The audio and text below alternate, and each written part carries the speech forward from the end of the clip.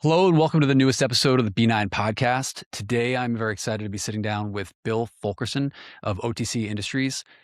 Bill is somebody that I'm excited to chat with because he is a filmmaker that has no film experience, made an amazing podcast and was very involved, has a DIY punk rock background, but said, I want to make a film and didn't let what he didn't know keep him from doing it. So excited to chop it up with him, find out about his experience, things that he did to get across the finish line of making a film. And appreciate everyone sitting down and listening to us and hopefully you learned something. Then I got introduced to H2O, and H2O was one of the first like hardcore bands that I really got into. So then I wanted to start a band, and I'm like, okay, I guess I'll learn how to play guitar.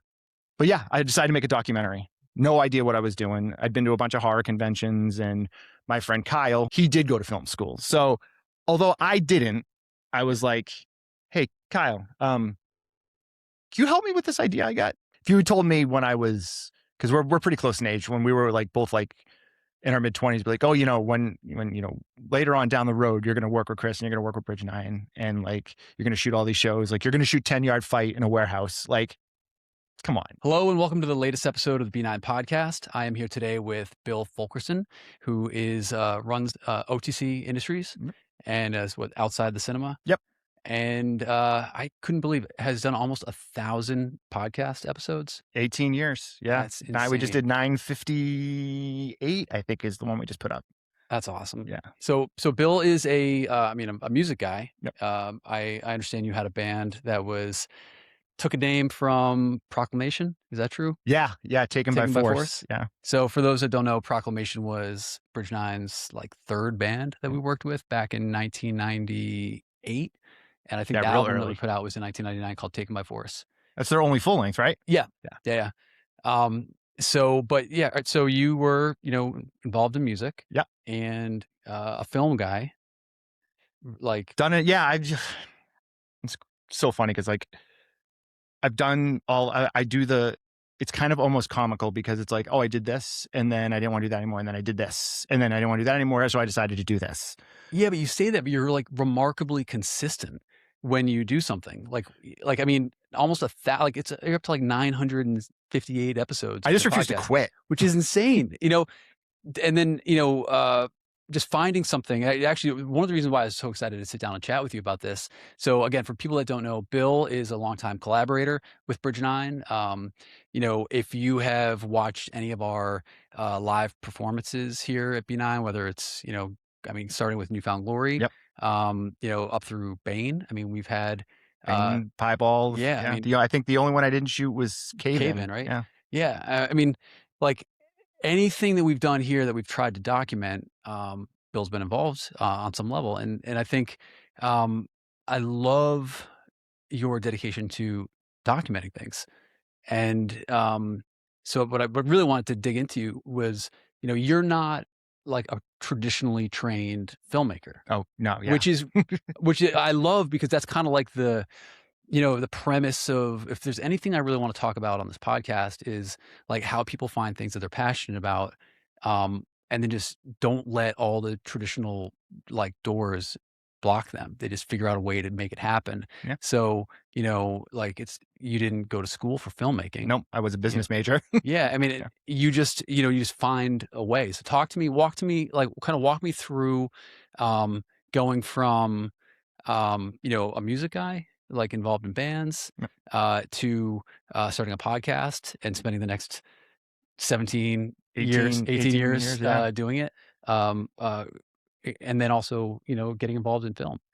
Yeah. So it's funny because it all goes back to hardcore, which, we've talked, it's funny being on the podcast because I also produce and direct the podcast, but being on it's a different story. So, but it all goes back to hardcore. Like when I was really, really little, like 5th, 6th grade, like I started to really like music. And when you're 11 years old, you don't know what you like from music. And I liked hair metal. And to me, like hair metal was like the sickest thing ever. So I'm in like elementary school with like a Motley Crue t-shirt or like a Warrant t-shirt or whatever. And then you get into high school and you meet people and they're like, what are you listening to that shit for? And then it was, oh, hey, you should listen to heavier stuff. So I started listening to like like heavier stuff like Pantera and stuff like that. But then I saw the music video for Sick of It All's Just Look Around on this random local TV show that was on at like 1 o'clock in the morning on, I think, WMUR Channel 9 out of New Hampshire. I would tape the ABC in concert specials that were on Friday night. And then one night I just let it record. And the next thing after that was this independent music video show. And I saw Sick of It All, which very timely for the time we're recording this. And I was like, what is this? And I went into school the next day, and this kid, Josh, who was the like resident skate punk kid that was into into hardcore and punk rock. And I was like, I saw this band Sick of It All last night on this music video. Like, do you know anything about them? And he's like, oh yeah, they're from New York. They're awesome. And then he started telling me what to listen to. So he started giving me like, he gave me Minor Threat, because I feel like everyone in our age bracket, Minor Threat is the first kind of door in. It was like Minor Threat and Breakdown and Murphy's Law. And then I got into the Bosstones a lot, and I used to help out with stuff that they would do with like the local shows, and they would always have hardcore bands playing with them. So like then I got introduced to H2O, and H2O was one of the first like hardcore bands that I like really got into. So then I wanted to start a band, and I'm like, okay, I guess I'll learn how to play guitar. Not very well, but I did. I learned, and then, tried to start a band. And I had a band in high school that was like this really bad, I don't even remember what it was called. It had the stupidest name too. I feel like that's like a rite of passage. You have to have a band that has a dumb name For to sure. start. I had like 3 or 4, but Privileged Freak, which was taken from a Rolling Stone article about, I don't know, I don't remember, some other band, but they were like, I think it was Green Day, actually. It was like, oh, these guys consider themselves to be privileged freaks. And I was like, oh, that's a cool name for a band. And we did like Rage Against the Machine covers and like just stuff that we had no business doing. But then as I learned more of like about music, and then like I realized I'm not a very good guitar player, I should probably be a front man. I feel like I got good energy or whatever. And so I started a band called One Common Goal, which we thought sounded like Strife, but actually sounded like a bad nu metal band. And then started a band called Inner Truth, which did a lot of shows in the North Shore. And then I was like, well, I want to play shows, and nobody's asking, nobody knows who my band is. So I'm like, well, I guess I'll just book my own shows. Started renting out Elks Halls, church rectories, anywhere that I must have had a list of 50 places in the North Shore of trying to find places to book shows.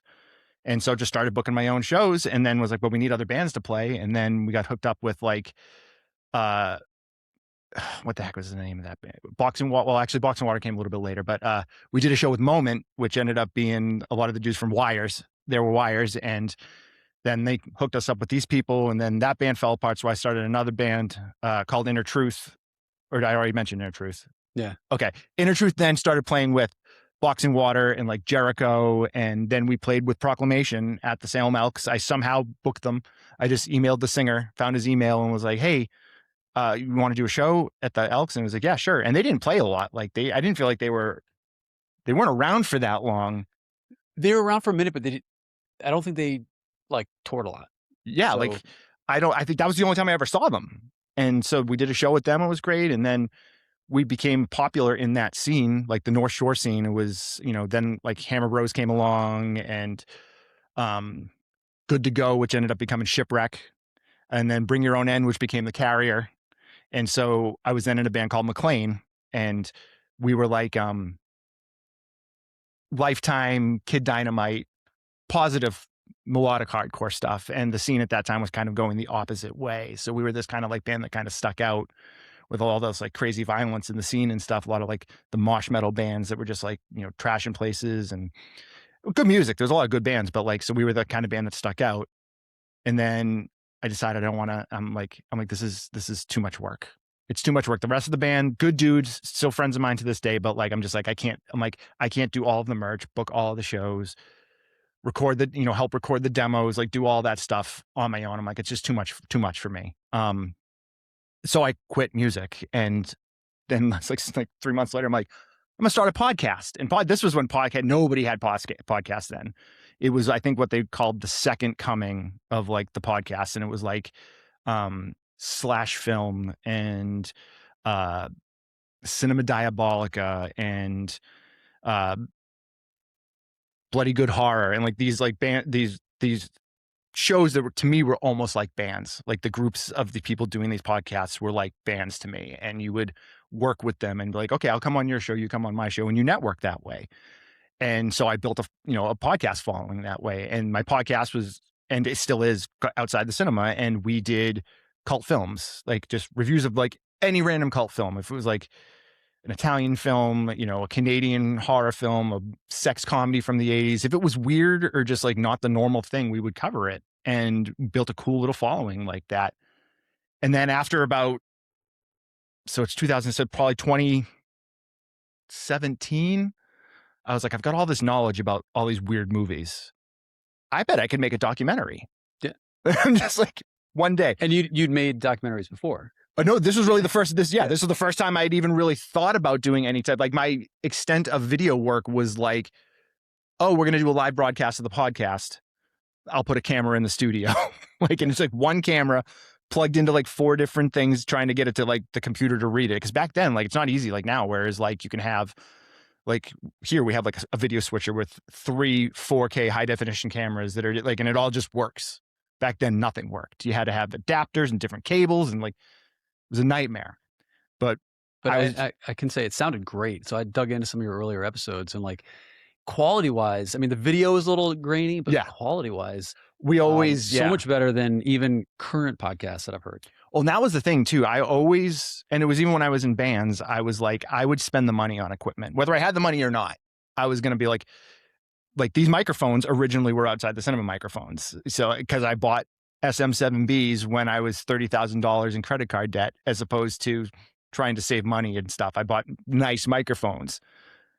But I didn't want to sound like crap, because I knew whenever I listened to a podcast, if it sounded bad, I wouldn't keep listening to it. So right off the bat, I was like, well, we got to sound good. And so, you buy the nice equipment and you invest in the equipment, and it, hopefully pays itself back in some way, shape, or form. And I just wanted to make sure that we were of quality. And we got nominated. I don't even know if they do the podcast awards anymore. We got nominated twice for Best Produced. Nice. So we never won. I mean, if you do it almost 1,000 times, like you're going to. Well, this at the time was only like, we were under, I think, 100 episodes at the time, because there wasn't a lot of shows. That was the thing. Like, we did really well. If you like went on the Apple Podcast rankings, we were always in the top 10 for film and TV. Like in the UK, a lot of times we were in the top 5, because people from the UK love weird movies. So for some reason, we would always be there, and we would be there with like the big guns of podcasting at the time. And it's different now. Like, you can't just like start a podcast and have a built-in audience unless you already have something to bring to it. Like, this podcast has been great because people are fans of the label, people are fans of the bands, built-in audience. But like, if you're just like a guy that wants to start a podcast one day and you're like, oh, I'm really good at, or I'm really into Legos and I want to start a Lego podcast. If you don't have like some sort of backing, like, it's very difficult to get going. It's like, you have to understand and accept that you might be doing your podcast just for you and your 2 or 3 buddies for the first few months. And it may always be like that, but you never know, you might catch on. But it's really, it's tough. But yeah, I decided to make a documentary. No idea what I was doing. I'd been to a bunch of horror conventions, and my friend Kyle, who obviously you met Kyle because he's been here a bunch of times, he did go to film school. So although I didn't, I was like, hey, Kyle, can you help me with this idea I got? And I pitched it to him. I'm like, I want to do this documentary about cult films, but I want it to be about like the technology of how cult films get to people and how it changes over the years. Yeah. And he was like, that sounds awesome. He's like, that doesn't sound like something we've seen before. Yeah, I'm into it. And him and I have worked together ever since. And he's really would be the other half of OTC Industries, because he, works on pretty much everything that we do together, because I need somebody that knows what they're doing. But I did the YouTube route of like, how does this work? All right, I'll find a video. Like, just like you had said in an episode a couple weeks ago about how there isn't like a course for like how to run a record label in college. Like, there's no course on like, there probably is now, like how to podcast or whatever, or like how to make a documentary without knowing how to make a documentary. So. Yeah. But again, like, the theme of this podcast is really not letting what you don't know get in the way. Right. And so like, if you want to do something, finding people like Kyle that have technical experience or know-how, or resources to make it happen. Yeah. I mean, that's a lot of the things that Bridge 9 has done. It's usually not just me. It's like, I might have an idea, but like I have to align myself with people that like can help get it over the finish line. Yeah. And that for me, that goes right back to the DIY sense of the hardcore and punk scene of like, well, I don't know how to do it. So-and-so probably knows how to do it. Let me hit them up. Yeah. And everyone is there to help each other out. Usually it's the horror community and the cult film community is very reminiscent of like the DIY punk and hardcore scene. Everyone, independently wants to try to help everyone else out. And most of the time it's surely for just not surely purely for the love of what you're doing. Like your idea sounds cool. How can I help you? Yeah. I think a lot of times too, people have a really good idea and they keep it inside. And when they finally start talking about it or they finally trying to put it into motion, you realize there's people in your orbit that want to help you. Yeah. That like are your friends or supporters or people that like the idea resonates with them and they're like, yeah, this is cool, let's help. And then you go from one person to 3 people or 5 people. And it actually it can go from an idea to actually being something that's Yeah. real. Yeah. You talk about when you were booking shows, like, that's a point that I think a lot of people, listen to this, especially if you're younger, like, Mm. you need to get involved, right? And you need to create your own opportunities. But, like, when you're booking shows, now all of a sudden you're bringing in bands from other states, Yeah. and they're playing, to a show that you helped set up and you helped get them into, your scene. And then that always gets returned, like, the favor gets returned. So, like, Yeah. now when you're going to go to play New York or you're going to play, Pennsylvania or whatever, you've got somebody there that you hooked up. These things, like, it's kind of like a quid pro quo, but like it's like something where like people just want to help each other out. And now like you have a contact in another place, and Yeah. now you go from a band that's only playing the North Shore to a band that's playing in other states. I mean, that's really like I've talked to a lot of people in bands that the way they got out there, because nobody's just like looking to call you. Right. Like Right. nobody's like, oh, I got to have this band, from Wakefield or whatever to come play. But like once you have that personal connection, once you have that experience, you hook them up, you get a show. Hopefully it's, halfway decent, Yeah. they return the favor. And now, you're going there, they're coming here, and you're like your circle expands. Yeah. It's exactly like McLean. I quit McLean before they kind of really started to roll, but like we would have like, cause I was obsessed with like the Long Island hardcore bands from that time period. Like, the Backup Plan, Heads versus Breakers, Thieves and Assassins, Capital, and Movie Life was part of that too. But like we had so many hookups in the Long Island area that like anytime we wanted to try to get out there, it was never an issue. And a lot of those guys appreciated it because a lot of those bands that ended up getting bigger, like I think the first time This Is Hell played up here was a show I booked at Sputnik's in Salem. Same thing with the Cancer Bats. The Cancer Bats slept on my floor. Easter morning.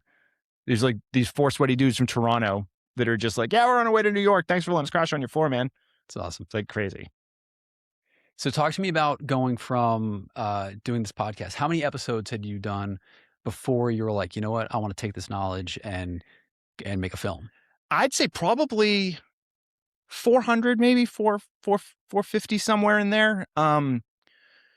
It was just the type of thing where I'm like, I think I can do this. And then I ended up getting laid off from my like real job at the time. Like I was working for big box stores doing logistics. So like I would run the receiving dock for like Nordstrom or Macy's or whatever.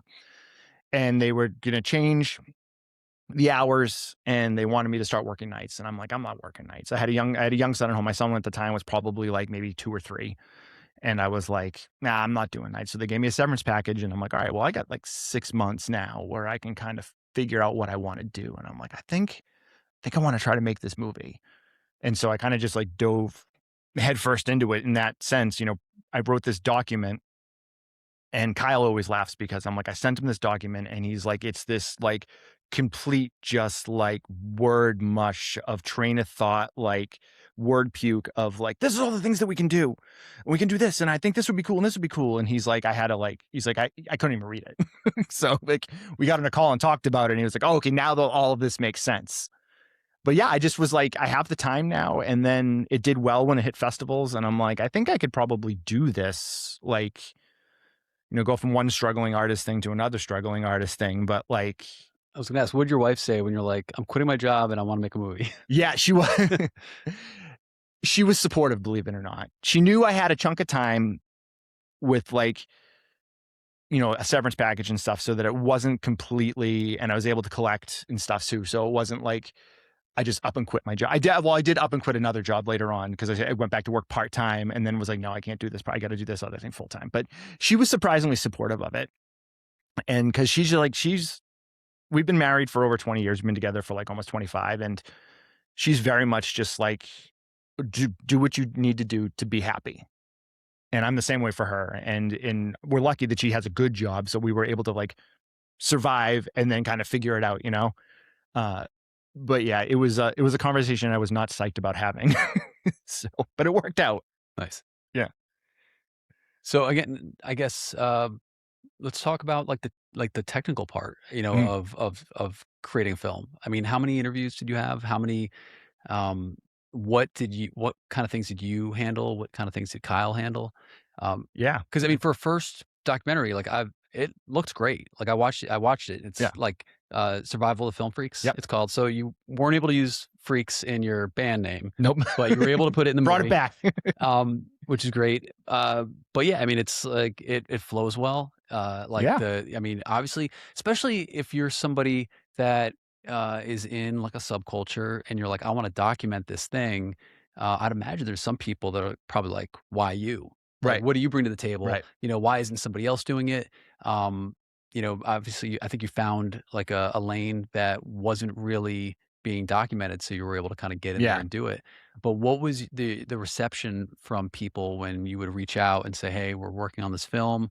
I don't have like a track record of making films Yeah. per Yeah. se." Um, how'd that go? It was, it was difficult, but not as difficult as you would think it is. We had done, so outside the cinema, had done a bunch of horror conventions as like, so remember Rock and Shock they used to do in Worcester. We were the official podcast for a few years. So we got a ton of interviews at the conventions for the podcast. So I had already done a lot of interviewing. And one of the things that I always fall back on, that I'm a really good interviewer. Like I'm locked in, I pay attention to what's going on, and I'm able to kind of like talk about things with people that they want to talk about. It's like, yeah, you can interview whatever actor. Like if you want to interview Christian Bale, but all you want to talk about is The Dark Knight. Like he doesn't want to talk about The Dark Knight. He wants to talk about whatever other movies he did. So like I would find those kind of lanes to be like, okay, we're going to talk to Tom Atkins. We'll talk a little bit about Halloween 3, but we'll talk about Night of the Creeps and we'll talk about this, this, and this too. And like those guys would appreciate that. Like I remember I did an interview with David Hess, who was the star of Last House on the Left, and he didn't want to do the interview. Like he did it because like we asked and we were polite about it, but you could tell he didn't want to do it. And so we start talking, and I was like, "Hey, you did the soundtrack to Last House on the Left, right?" "Oh yeah, yeah, yeah. Those are your songs. Like you performed and wrote those songs." "Yeah, I did. Let's talk about your music career." And then he, like a light bulb, See lit up. the turn that corner. Yeah, let's talk about that. And then when we went back to the things like, okay, well, what was it like working with Wes Craven? He didn't mind talking about that because he was able to share something that he had already, that he wanted to talk about. It's just like, I'm sure it's like with a lot of bands, like they don't want to talk about their hit song. They want to talk about their new record because it's fresh to them, or, some of the stuff that they did in their past that they don't get to talk about a lot because people only care about the hits. So same thing.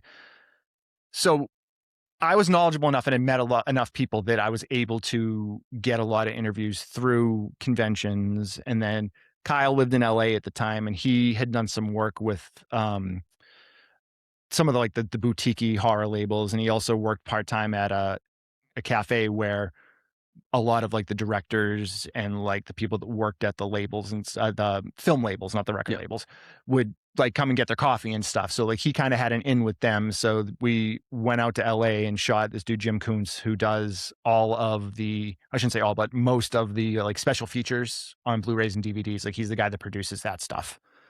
And we were able to film in his studio, and he got us our first interview, or he helped kind of get us set up for that first interview. But the first person we had come in was Ted Raimi, Oh wow.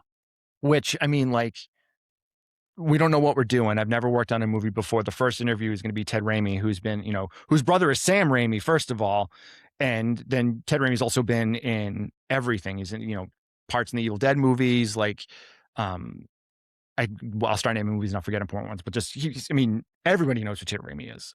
So it was kind of like hit the ground running with like your biggest and best interview right off the bat. But that's, I mean, that will open doors when you're like, oh, well, we've already spoken with so and so. Exactly.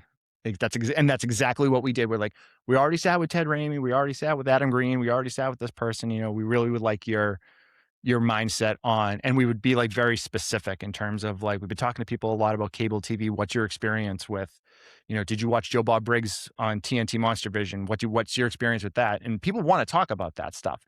So the film itself was great because it was that idea of their people are being able to talk about the things that they want to talk about. It's like, yeah, Adam Green sits down and he talks about Hatchet like every time he sits down, but he got to do an interview with us where he didn't have to talk about Hatchet at all. You get to talk about when he would watch The Barbarians on HBO at 3:00 in the morning every day or whatever, like, or get to talk about the Beastmaster movies, which like no one wants to talk to him about that stuff. They want to be like, so tell me about Victor Crowley and Hatchet. So we're Nice. good. We're good. That's awesome. Yeah. I love the idea of coffee shop connection. Yeah. Helping open doors and grease wheels. Because I mean, a lot of times, I mean, I used to go to a coffee shop in Salem, and like that's where I met people. Mm. Other business owners. Casually just like hanging out, getting coffee in the morning, and you start seeing people every other morning, and opportunities for conversation start. Yeah. So being able to network like kind of leverage even something as like innocent as like somebody that you see at a coffee shop is awesome. And it paid back later on too, because a guy named Elric Kane, who's a director and also a big time horror movie podcast. He was on like the Shockwaves podcast and all these like, big podcasts. But he was also on the board at, a couple different film festivals. So he was able to help us get our foot in the door to the film festivals that we might not have got into otherwise. So it's like, it's weird how that stuff is reciprocal and always kind of comes back. Thinking about your podcast, obviously that's an opportunity to give people a platform Mm. every week, right? I mean, Yep. like you're talking to people, whether they're, I'd imagine, filmmakers, Yeah. people that are involved in the film industry.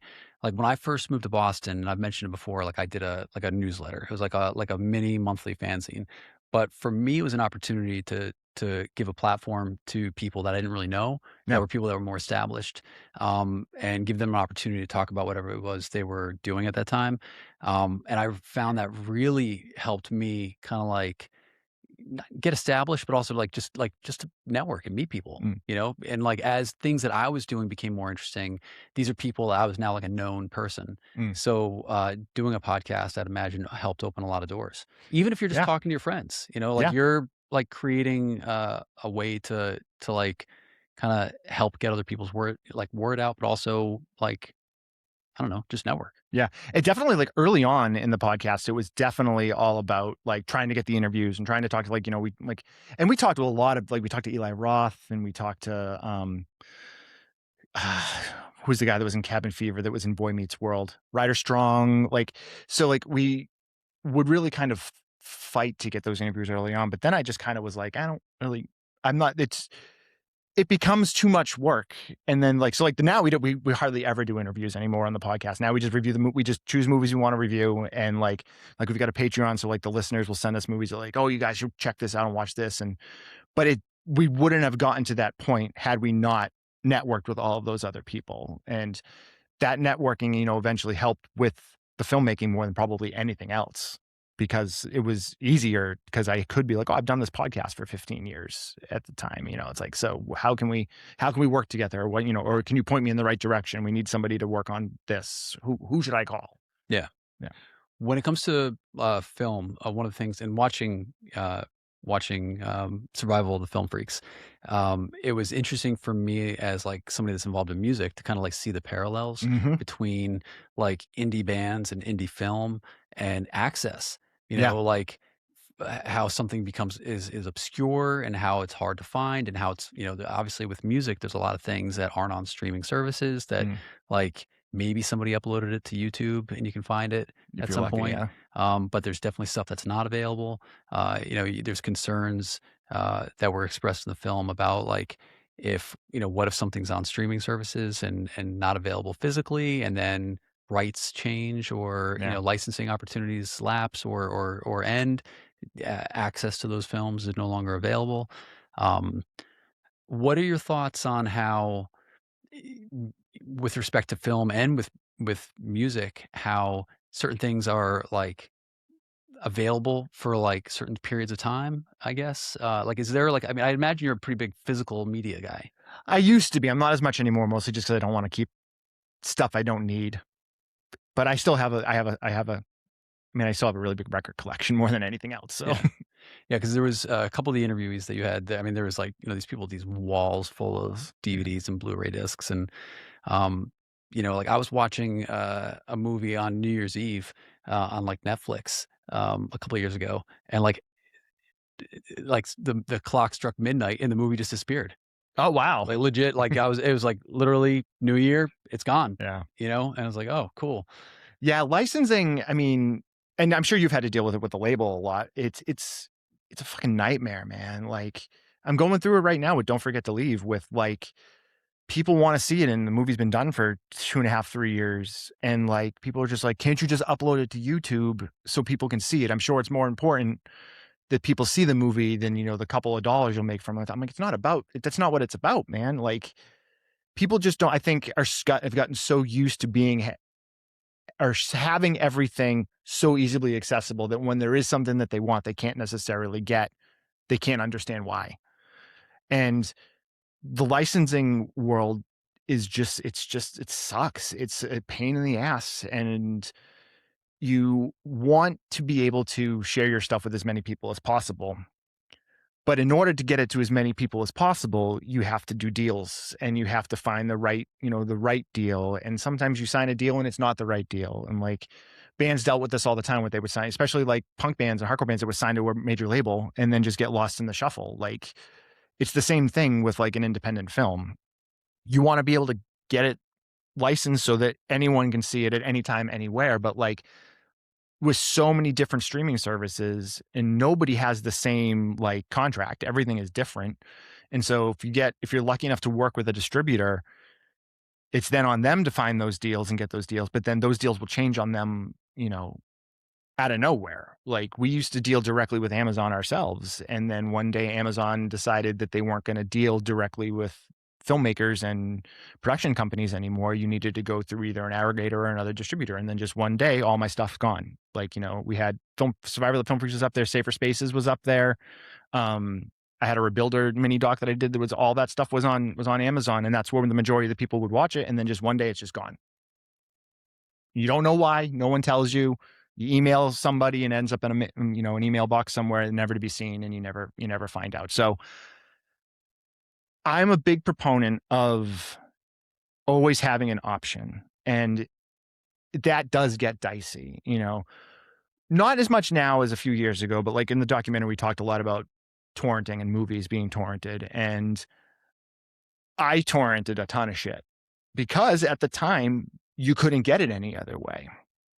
And I will buy a DVD or a Blu-ray of something if there's no other way to get it, but the licensing would always change. And like, I think probably the most famous one was the Friday the 13th series. The whole film series wasn't available for like years because there was one guy thought he owned the rights to it and another guy thought he owned the rights to it. So they went into this like, years long battle over who owned the rights. And then it was, well, who owns the rights to the Friday the 13th franchise? But, oh, this person owns the rights to the Jason character. So it's like, and then us as viewers and listeners, you're the one that misses out because they're fighting over whatever.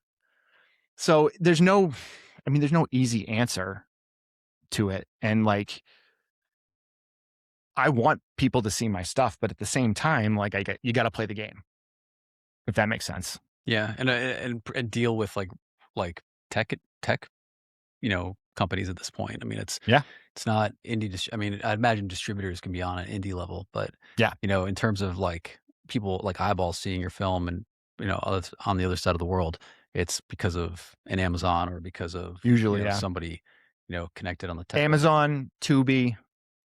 And then you get the big one, like Peacock, HBO Go, but like a lot of those places are very curated. Tubi's one of the few that isn't like super curated. They take everything. Usually everything. It might take a little bit of time, but like they're great because they will take all that stuff and like all those weird movies that like used to be on Netflix that then disappeared from Netflix as they started making their own stuff. Then used to show up on Amazon, but then Amazon started making their own stuff, so they got rid of all that stuff. So Tubi's at that point now where they've got all the crazy stuff, but they're starting to make their own content now too. So there'll be just another one that'll pop up somewhere, and then they'll get big and they'll make their own stuff, and then all the weird stuff will have to shift there. Yeah. So I mean, you found success with the survival of the Yeah, film. yeah. Talk to me about like what doors that might have opened afterwards. I mean, that came out in 2018, 2018, yeah. and then I know you moved on to the Safer Spaces film with Sean Yeah, Potter yeah. in 2020. I think it came out. Right around there. We started that right before the pandemic started, and then finished it during the pandemic. So what with Survival of the Film Freaks being like your first, be like, I want to make a film. Talk to me about kind of what doors that open and what what you're working on now. Yeah, I mean, it opened doors in the sense that I was then able to have an idea of what I was doing and was able to show people, well, I did this documentary. This is what we did. This is what we're trying to do. So like the Safer Spaces documentary, which is like a 20, 25-minute short about Shauna from War and Women, was my kind of me wanting to get back into doing music stuff, because at the end of the day, I'm a music guy, and I love shooting concerts, love making music videos for people, and music documentaries. I always love. So like that door was open because I had already had the documentary, and I reached out to her originally about something else we were going to do. And then I was like, oh, you know what? Like, this would be a pretty interesting doc on you. And she was just kind of like, nobody wants to watch a documentary on me. And I was like, well, no, you'd be surprised. And so we made that, and it was really just kind of like, we made it because we needed something else to do, because the other things we were working on weren't really ready to go yet. And it came out really good, and that played some, but the problem with that was it was during COVID. So like we did an online premiere and stuff, which did really well. And it did good, but it didn't get like a festival run like we would have liked for it to have. I think it played a couple festivals, but there wasn't really a lot going on at the time. And then in the midst of all that is also when we started making Don't Forget to Leave, because Tim passed away in 2019. So like it all kind of came together at the same time. But having that, that work in my thing. And at that point I had also made a couple music videos for some bands, and, filmed some shows. And I also knew a lot of people just from like my days of booking shows and that stuff. So it was the type of thing where Kyle wanted to work on narrative stuff, so I'd help him out with his narrative stuff, and then he would come and help me out with the documentary stuff. So he's like the narrative guy, I'm the documentary guy. And between the two of us, we knew enough people to like kind of just like head down and go forward and end up where we end up. Yeah. I saw the Woodsman too, which I think was a film that you helped produce. Yep. That Kyle made. I shot a lot of it too. Yeah. Nice. Yeah. That was, yeah. So the Woodsman, you can watch it on YouTube, is a very tongue-in-cheek horror short that we did about a Christmas tree salesman whose family has sold trees for many, many years. But the catch is they have to sell all the trees by midnight on Christmas Eve. And there's never been a time where that hasn't happened. And the salesman doesn't necessarily get the sales in time, and things go sideways. Yeah. That was fun though. Like we did all that point of the POV shooting and stuff, which was kind of like not found footagey, but like it was presented in a narrative fashion. But like we shot it all like with a handheld gimbal, and it was a fun shoot. It was a cold shoot because it was the middle of the winter, and it was like the coldest night of the year. But it came out pretty good. There's actually there was a script for a feature length version of that. So nice. Fingers crossed that we can do that. Well, that's because that was what, like 12 minutes long. I think so. Yeah. Yeah. And is that a pretty common format for shorts? So especially in the horror world, like a lot of people do short versions of films they want to do a full length version of. And it's the type of thing where like it's mostly just because the money. Like you can make a horror film on the cheap, but like if you want to make the horror film you want to make, you're gonna need some money for special effects and stuff. And I know myself and a lot of the people I work with, we like actual physical effects. I'm not opposed to using, computers to create some stuff, but like, you know what, if you're in a horror movie and there's a scene where like somebody gets, bloodied up or whatever, like CGI blood is not, and like, I don't want to see that because it's so obvious what it is. The difference is though, it's like you do that short version of it as a proof of concept. And if something cool comes of it and you're able to, kind of open it up, great. But also, I mean, a lot of like, if you look at a lot of the filmmakers, Kane Pixels, who just did Backrooms, he did short form content on YouTube, and he made Backrooms because he did a series on YouTube, and then it got popular, and like big money A24 comes looking, and they're like, you want to do a feature version of this? And now it's made what, $200 million or whatever. Guy that did Obsession, that guy, Corey Barker, like he did a bunch of shorts like on YouTube first. So like YouTube seems to be a place where a lot of that stuff comes now. So yeah, it's kind of like a TV pilot, just like somewhat proof of concept. Yeah. Nice. Yeah. So what's next?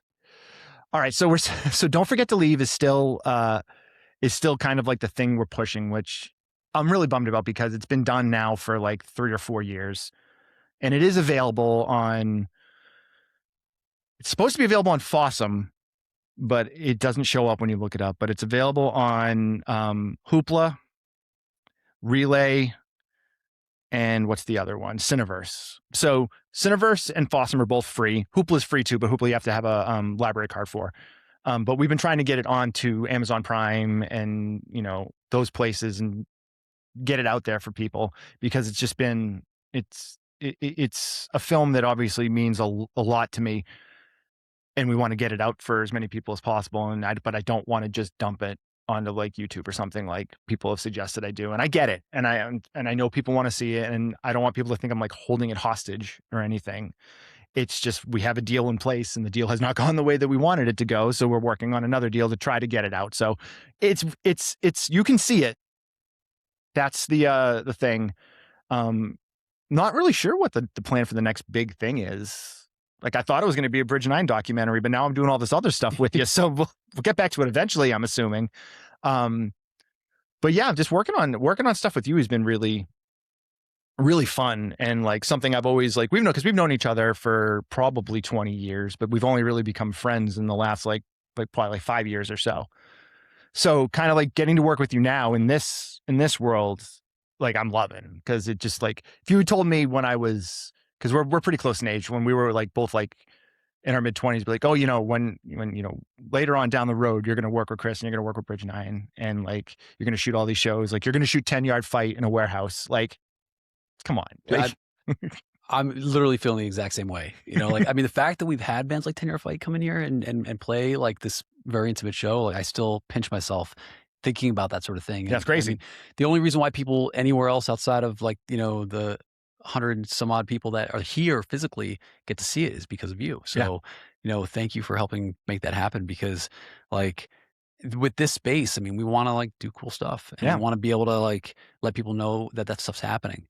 And it's, again, like, I might be able to help like get the band into the room, but like the fact that, we need like we always, like, I need people in my orbit to like help make cool shit happen. Yeah. And you've been amazing, and one of the people that have like showed up the most. So thank you. Appreciate that. And like, Colby and I were talking about earlier before you came down on how like, you're just one person, man. Like you can't do it all, but you're like me, whereas like, you're going to try to do it all if you need to. And I think sometimes like we forget that there are people that want to help, and often to our detriment. Like it's, I realized recently, or I've kind of vocalized it at one point. It's like every time, like I get to do a lot of very, very cool things, and I feel incredibly grateful for the opportunity. But like the list of things that I want to do is like pretty big. And so like my back burner is huge, and there's so many things that I want to do, but I don't get to.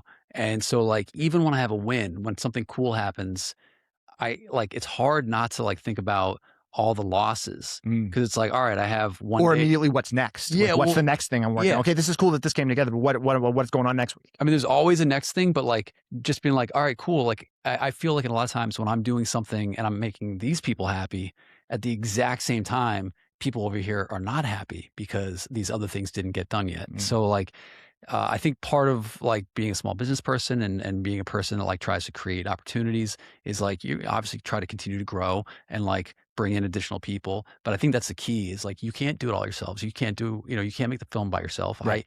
I can't run a label by myself. I mean, for a long time, since COVID, I mean, we've had a pretty small crew doing a lot of things and wearing a lot of hats, certainly smaller than pre-COVID. But like, as we kind of get comfortable with like some of the new things that we're doing, whether it's like having our own record store or having our own space and like, working with a distributor, like we're finding new ways to like get, I guess, like a little more comfortable and be able to delegate more things. But it's a process. And it's a never ending Yeah. process. And as soon as you get used to it going one way, something will change. Yeah. And That's always true. Yeah. It's a bummer. So, well, I think, I don't know. I think this is probably it, but It's cool. greatly appreciate you not only being a guest on this podcast, but also helping make it happen. I'm a step down from the guy. We had Nate in here and we had, American Nightmare and Pat Flynn. And it's like, oh, who's Bill? It's funny because I'm like in the same boat for a lot of things. I'm like the label guy. So like, like if I go on like Drew Stone's podcast and it's like, I know his biggest episodes are like, Freddie Madball and like, Roger and Vinny from Agnostic Front. And then it's like, oh, Chris from Bridge 9. And it's like, so far down. You've got some pull and some sachet with you. No, but I mean, like realistically, like it's not a name. I'm not a name brand. Like in terms of like when it comes to like band names. I think you're underselling yourself. No, I do enjoy that I'm connected to so many things on the back end. And I think there's a lot of people that like once they start digging into the episode, they're like, oh, I didn't realize that. I didn't know that was connected to that. And like, I mean, there's like so much of that. So it's super cool, and it usually can make for like hopefully a good episode. But it's realistically what I want to do with this podcast is sit down and talk with people that get excited about something and then figure out how to make it happen. Yeah. And the opportunity to sit down with somebody that like was like, I want to make a movie, and just like made a movie. I mean, how many people want to make a movie? Yeah. And they don't, right? Like, or people that want to do a podcast. I mean, a lot of people buy these expensive mics and then they do, if they do an episode, they peter out at a dozen. And we call that pod fade. Yeah. And then they sit in the closet, or they sell them on Facebook Marketplace, but like, finding something and committing to it and actually following through with it is rare. And so sitting down with somebody that, has been able to do all those things, is incredibly, inspiring. And hopefully people that listen to this will be like, well, like I want to do something, but like, how do I do it? How do I like, and draw inspiration from your story and the things that you've done? But also like the things that we talk about, like you can't do it yourself. You got to get out there and network. You got to get out there and talk to people that are doing something that you're interested in and, help them in some way. Yeah. And then they're going to return the favor, and you're like both parties will grow. So yeah, it's funny too, because one of my best friends is Jay, who used to be in Defeater. And he said to me after I made Survival of the Film Freak, he's like, man, you're the only one of my friends that would say he's going to do something and then you just do it. Yeah. And I had never thought about that. And that's a compliment coming from him, because he's another self-made. He's a doer. Yeah. He's another doer. So like, I'm like, okay, I guess I didn't fuck it up too bad then. Yeah. Well, and I mean, a lot of people have the best of intentions. It is very difficult to do these things. Making a film is incredibly, incredibly difficult. So like, like I'm not saying anything poorly about anyone that has the best of intentions. But actually getting it done and getting across the finish line is rare and kind of crazy. So, well, when people realize all the work, it's just like anything else. Yeah. The idea of, making a movie, putting out a record, like I know I tried to do a label myself. I got one release out. I put out the Hammer Brothers 7-inch and they got so jaded with everything. I was like, forget this. You don't realize that back end of work. It's like, yeah, filming the movie and sitting down and doing an interview, that's fun and that's cool. But then you're like, oh, I have to edit it. I have to do this and I have to do that. And then I have to contact these people. It's like anything else, whereas like best of intentions don't get you anywhere. Drive gets you there. It's funny because when I was tackling this building, and I've mentioned it before, like if I had known what would actually be necessary to go into it, like if somebody before I like signed like to like get the building was like, hey, just so you know, like this is going to be the most backbreaking level of work for the next like years, forever, like forever. That like had I known that, I can't say that it 100% would have happened. Yeah. So I think there's probably some level of just like being kind of blissfully unaware on some level. Like I'd imagine as a filmmaker, if you're just like, yeah, I'll make this happen. And then of course, like you've probably learned like over the course of making it, you're just like, oh, damn. Yeah. This is like a much bigger slog than I had no idea. I had no idea. But if you're able to, a lot of people just fold you know, or it just gets backburnered. But if you're able to like step up and make it happen, I'd imagine you are a much stronger like person going to the next one. Oh yeah, 100%. You learn from your mistakes. Yeah. You learn from your, you know, if it's hard work, you're going to learn from it. That's the best way to think of it. Awesome. Well, I think on that note, we can probably end there. Cool. But Thanks for having awesome, me, man. Bill. Appreciate Thank you it. so much. Appreciate it.